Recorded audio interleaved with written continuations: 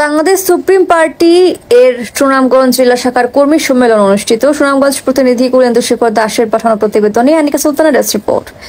বাঙালি জাতীয়তাবাদ, গণতন্ত্র, জাতীয় ঐক্য, প্রগতি এই স্লোগান নিয়ে বাংলাদেশ সুপ্রিম পার্টি এর চেয়ারম্যান ডক্টর শাহজাদা সৈয়দ সাইফুদ্দিন আহমদ মাইজ ভান্ডারির নির্দেশে সুনামগঞ্জ জেলা শাখার কর্মী সম্মেলন অনুষ্ঠিত হয়েছে।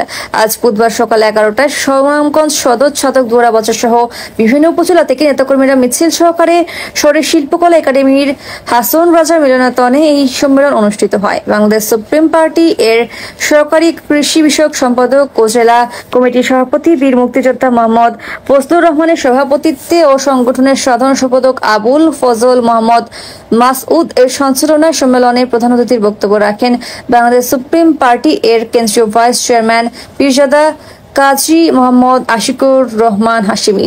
সম্মেলনে প্রধান বক্তা ছিলেন বাংলাদেশ সুপ্রিম পার্টি কেন্দ্রীয় এর কার্যনির্বাহী পরিষদের দফতর সম্পাদক মোহাম্মদ ইব্রাহিম মিয়া। সম্মেলনে বিশেষ অতিথির বক্তব্য রাখেন বাংলাদেশ সুপ্রিম পার্টি এর কেন্দ্রীয় অতিরিক্ত মহাসচিব মোহাম্মদ আসলাম হোসাইন, কেন্দ্রীয় সহ মুক্তিযোদ্ধা বিষয়ক শাহ মোহাম্মদ মেন্দু মিয়া, সংগঠনের কেন্দ্রীয় সহ প্রবাসী কল্যাণ বিষয়ক সম্পাদক মোহাম্মদ হারিস মিয়া, বাংলাদেশ সুপ্রিম পার্টি এর দোয়ারা বাজার উপজেলা শাখার সভাপতি মুক্তিযোদ্ধা নূর মোহাম্মদ, ছাতক উপজেলা শাখার সভাপতি মোহাম্মদ মোস্তাক আলী, বিশম্বরপুর উপজেলা শাখার সভাপতি মোহাম্মদ ফজলুর রহমান সহ প্রমুখ।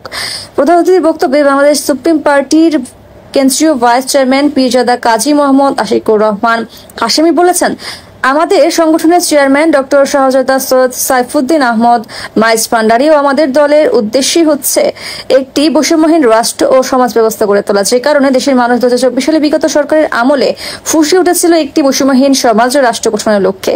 কিন্তু কিছু ধর্ম ব্যবসায়ীরা রয়েছেন, তারা 5ই আগস্টের পরে দেশের রাষ্ট্র ও সমাজের অশান্তি, দুর্নীতি, বিদ্বেষ আর বিভাজনের বিষ ছড়িয়ে দিয়ে বিভিন্ন স্থানে মাজার ভেঙে দিয়েছেন। এগুলো কি বৈষম্যহীন সমাজ গঠনের নমুনা? তিনি বলেন, ক্রমশই মানবতায় হারিয়ে যেতে বসেছে প্রতিযোগিতা আর স্বার্থপরতার নিচে, এবং রাজনীতির ভাষায় নেই নৈতিকতায়, শাসনের মাঝে নেই সমতা নেই বলে তিনি উল্লেখ করেন।